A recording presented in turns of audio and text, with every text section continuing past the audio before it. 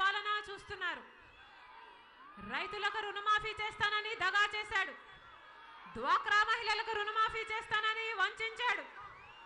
Fee reimbursement పూర్తిగా ఇవ్వకుండా విద్యార్థులకు వెన్నుపోటు పొడిచాడు. తల్లిదండ్రులు ఫీజు కట్టుకోలేక ఎంతమంది పిల్లలు చదువులు మానేస్తున్నారు. ఆరోగ్యశ్రీలో కార్పొరేట్ ఆసుపత్రికి వెళ్ళడానికి లేదు. పోలవరం పూర్తి కాలేదు. అమరావతిలో ఒక్క భవనం కూడా, ఒక్క పర్మనెంట్ బిల్డింగ్ కూడా అవ్వలేదు. ప్రత్యేక హోదాను నీరుగార్చాడు. ఇంత అసమర్థ ముఖ్యమంత్రి మనకు అవసరమా?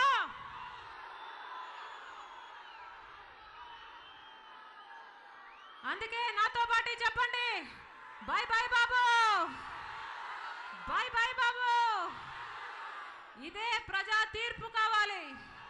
By by Babu, by by బాబు. బాబు వస్తే జాబ్ వస్తుందన్నారు. ఎవరికి వచ్చింది? ఎవరికి వచ్చింది? అన్నా మీ కొడుకు వచ్చిందా? అమ్మా మీ కొడుకు వచ్చిందా? ఎవరికి వచ్చింది? చంద్రబాబు గారి కొడుకు మాత్రమే వచ్చింది. ఒకటి కాదు, రెండు కాదు, ఏకంగా 3 శాఖలకు మంత్రిని చేశారు. ఈ పప్పు గారికి కనీసం జయంతికి వర్ధంతికి కూడా తేడా తెలియదు. ఆలు కూడా రావు, కానీ అగ్రతాంబూలం మటుకు నాకే అన్నాడట ఒకడు. ఏ అర్హత ఉందని, ఏ అనుభవం ఉందని, ఒక్క ఎన్నిక కూడా గెలవలేదు కదా. 3 శాఖల మంత్రి పదవిని ఎట్లా అప్పగించారు చంద్రబాబు గారు? ఇది పుత్రవాత్సల్యం కాదా? ప్రజలకేమో ఉద్యోగాలు లేవు, చంద్రబాబు కొడుకేమో 3 ఉద్యోగాలు ఇవ్వచ్చు. ప్రజలకు ఉద్యోగాలు లేవు, ఉద్యోగ నోటిఫికేషన్లు లేవు. ప్రత్యేక హోదా మన రాష్ట్రానికి ఎంత ముఖ్యం? ఆంధ్ర రాష్ట్రానికి ప్రత్యేక హోదా ఎంత ముఖ్యం? ప్రత్యేక హోదా ఆంధ్ర రాష్ట్రానికి ఊపిరి లాంటిది. ప్రత్యేక హోదా లేకపోతే మన బిడ్డలకు ఉద్యోగాలు రావు. మనకు రాజధాని లేకపోతే హైదరాబాద్ లాగా మనకు ఒక పట్టణం ఉండదు. ఇంత అసమర్థ ముఖ్యమంత్రి వల్ల ప్రత్యేక హోదా అన్నది కూడా నీరు గారిపోయింది. కానీ ఈ 5 ఏళ్లలో ప్రత్యేక హోదాను ఎవరైనా బ్రతికించాడు అంటే అది ఒక్క జగన్మోహన్ రెడ్డి గారు మాత్రమే. ప్రత్యేక హోదా కోసం ఢిల్లీలో ధర్నాలు చేశాడు. మన రాష్ట్రంలో ఎన్నో రోజులు తరబడి నిరాహార దీక్షలు చేశాడు. రాస్తారోకోలు చేశారు, ధర్నాలు చేశారు, బందులు చేశారు.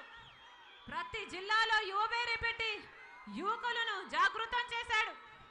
ఆఖరికి వైఎస్ఆర్సీపీకి చెందిన ఎంపీలు కేంద్ర ప్రభుత్వానికి వ్యతిరేకంగా అవిశ్వాస తీర్మానం పెట్టారు. ఆ తర్వాత అంతమంది ఎంపీలు నిరసనగా రాజీనామా కూడా చేశారు. ఇంకా ఏ పార్టీ అయినా ప్రత్యేక హోదా కోసం పోరాడిందా? ఈ రోజు ప్రత్యేక హోదా ఇంకా ఆంధ్ర రాష్ట్రంలో బ్రతికుంది అంటే, ఆ ఉద్యమం బ్రతికుంది అంటే అది జగనన్న వల్ల కాదా? ఈ రోజు చంద్రబాబు గారు యూటర్న్ తీసుకొని మళ్ళీ హోదాకు వచ్చాడంటే అది జగనన్న వల్ల కాదా?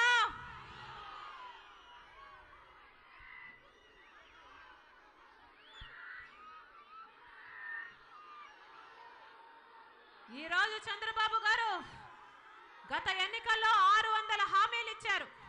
ఒక్కటి కూడా పూర్తిగా నిలబెట్టుకోలేదు. మళ్ళీ ఇప్పుడు ఎన్నికలు వచ్చాయి, మళ్ళీ ఇప్పుడు అబద్ధపు హామీలు, మళ్ళీ మోసపు హామీలు ఇస్తున్నాడు. నమ్ముతారా అన్నా? నమ్ముతారా అక్క? నమ్ముతారా? నమ్మకండి.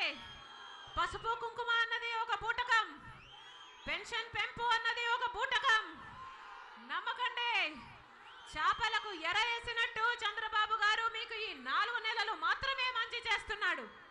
4.5 ఏళ్లుగా ఎవ్వరికి మేలు చేయలేదు చంద్రబాబు గారు, ఒక్క లోకేష్ కు తప్ప, ఒక్క హెరిటేజ్ కు తప్ప.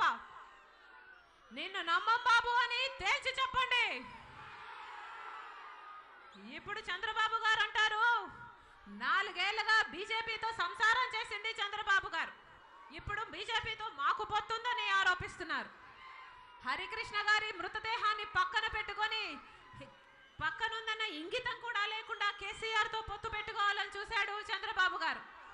ఇప్పుడు కేసీఆర్ తో మాకు పొత్తుందని చెప్తున్నాడు. మాకు పొత్తు అవసరమా? వైఎస్ఆర్సీపీకి పొత్తు అవసరమా? అవసరం లేదు. మాకు బీజేపీతో పొత్తు లేదు, కాంగ్రెస్ తో పొత్తు లేదు, కేసీఆర్ తో పొత్తు లేదు, మాకు అవసరం కూడా లేదు.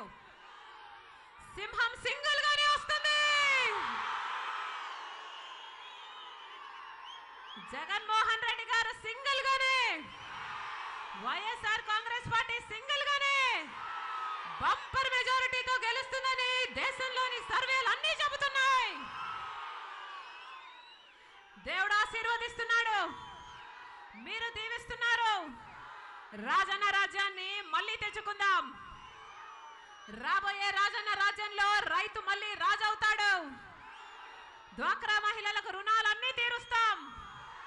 మన పిల్లలకు పూర్తి ఫీజు ఎన్ని లక్షలైనా ఏ కోర్స్ అయినా మేమే పెట్టుకుంటాం.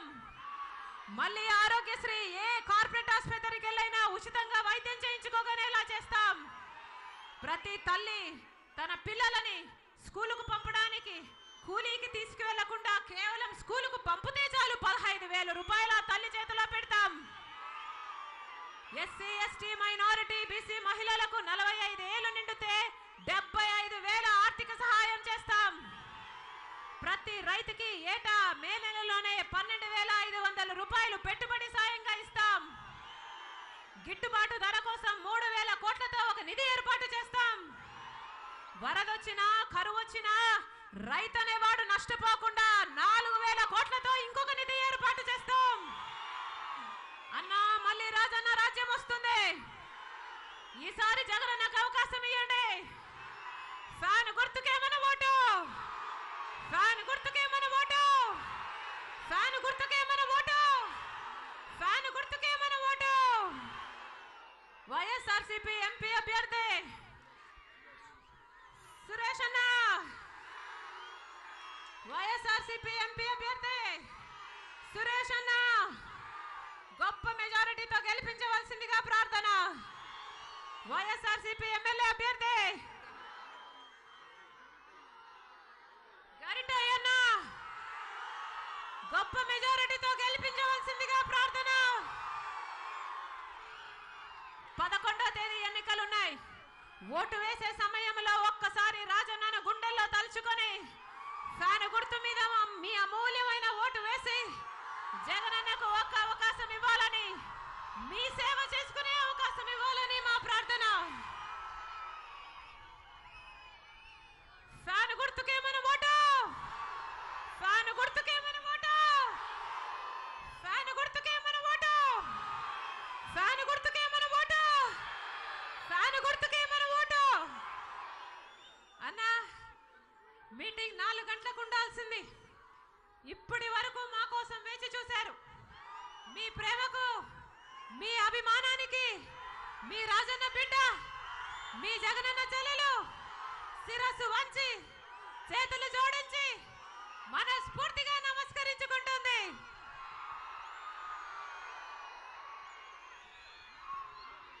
ఎమ్మెల్యే గారు, ఎంపీ గారు మాట్లాడతారు. నాకు చీరాలలో ఇంకొక పబ్లిక్ మీటింగ్ ఉంది. నన్ను అనుమతించాలి మీరు. ఉంటానన్నా, ఉంటానన్నా, అయ్యా ఉంటా, అమ్మా ఉంటా, అక్క ఉంటా. నమస్తే నమస్తే నమస్తే నమస్తే.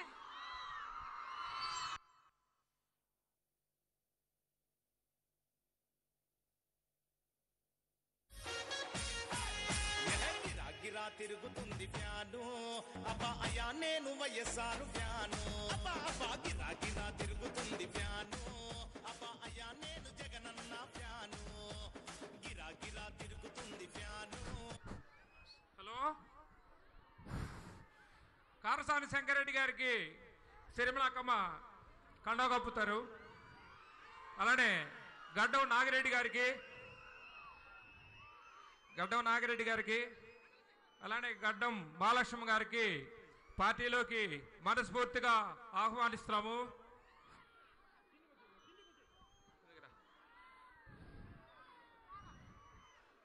నాగిరెడ్డి గారు, నాగిరెడ్డి